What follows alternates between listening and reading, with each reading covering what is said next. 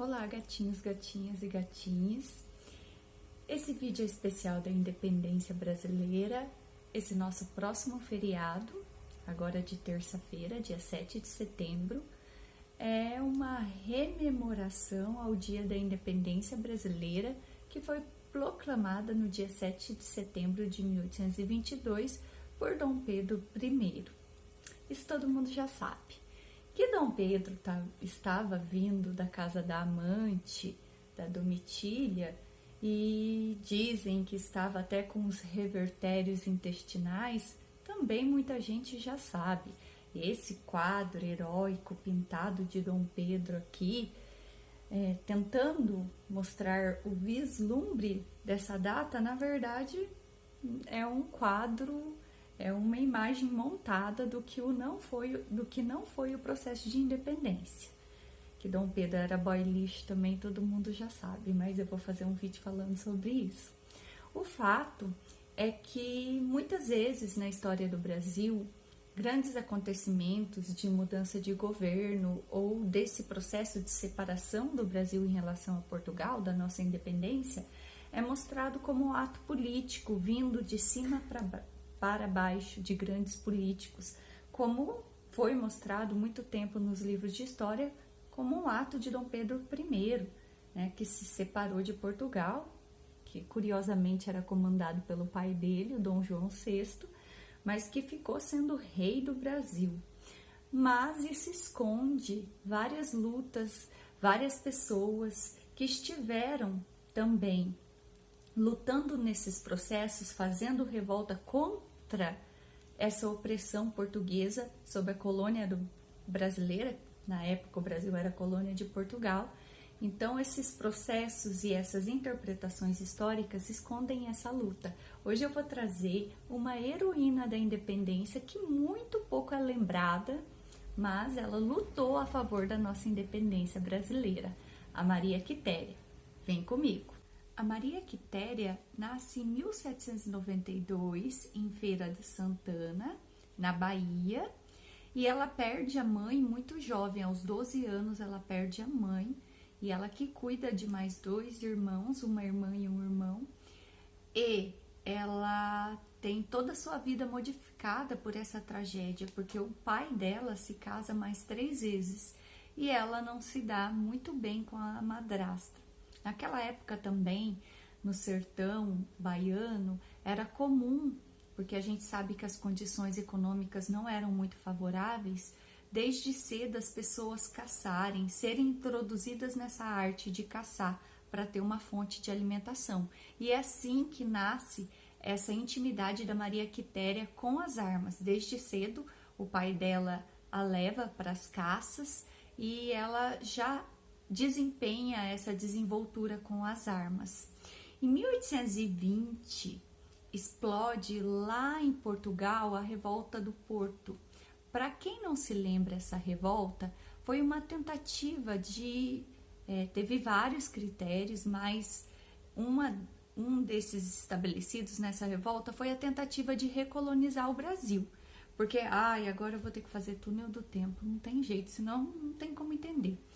Para quem não se lembra, na época em que Napoleão estava dominando a Europa e invadiu Portugal, Dom João VI, que é pai de Dom Pedro I, aquele que proclamou a República, que é boy lixo, que estava na casa da amante, tá? E que é retratado em várias novelas globais, né? O pai dele teve que vir para o Brasil, né? Teve que sair de Portugal e vir para o Brasil. O Brasil era colônia até então de Portugal, isso foi em 1808. Mas como a corte veio com o rei, o Brasil foi elevado a vice-reino, porque imagina, né, o rei não poderia morar numa colônia, então o Brasil foi elevado à condição de vice-reino, junto com outras modernizações no Rio de Janeiro, urbanização, jardim botânico, universidade, toda essa vida que a colônia não tinha foi implementada quando Dom João VI veio para cá. Só que quando as tropas napoleônicas foram retiradas, exigiram que Dom João VI voltasse para Portugal. Ele voltou e deixou Dom Pedro I aqui, olha que espertinho. Caso o Brasil viesse se separar, que Dom Pedro ficasse aqui no trono brasileiro, uma garantia de reinado para o filho. Então, dentre esses critérios estabelecidos pela Revolução do Porto, ficou combinado que o Brasil seria rebaixado à colônia de novo, não ia ser mais vice-reino de Portugal. Lógico, Dom Pedro I já estava sendo orientado que não aceitasse essa condição, mas também implodiu ao longo do país inteiro revoltas dos brasileiros que não queriam mais essa condição de subordinação em relação a Portugal. E dentro dessas revoltas, lá na Bahia, a gente tem a convocação de uma junta militar. E a Maria Quitéria, que também é conhecida como a Mulan brasileira, não sei se vocês se lembram do filminho, que a Mulan foi lutar no lugar do pai, que já estava idoso, disfarçada de homem. A Maria Quitéria também fez isso. Ela já tinha passado por um casamento que não tinha dado certo, ela foi até a casa da irmã, a Teresa, que era a irmã dela, cortou o cabelo e pegou as roupas do cunhado e foi lutar nas tropas contra a dominação portuguesa. Nas tropas, ela se apresentava como soldado Medeiros, só que o pai da Maria Quitéria não perdoou esse ato dela e a delatou para o comandante da época das tropas. Mesmo assim, dado ao desempenho dela na luta pela independência, no campo de combate, expulsando os portugueses daqui, lutando contra as tropas portuguesas, o comandante decide mantê-la entre as tropas e mais, ela passa a lutar de saia também. Olha só que legal.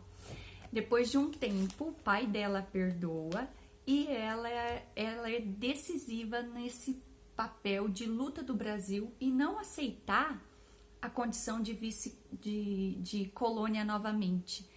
Ela foi assim condecorada posteriormente como heroína da independência por Dom Pedro I e muito pouca gente sabe da história dessa nossa Mulan brasileira, dessa mulher que se vestiu de homem para ir a campo de combate, lutar pela independência do Brasil, que não foi somente um ato de Dom Pedro I, que à margem do rio Ipiranga levantou e disse, veio a cavalo ou mula, como queiram, disse independência ou morte. Foi fruto de um processo de várias revoltas no interior do Brasil contra esse domínio português.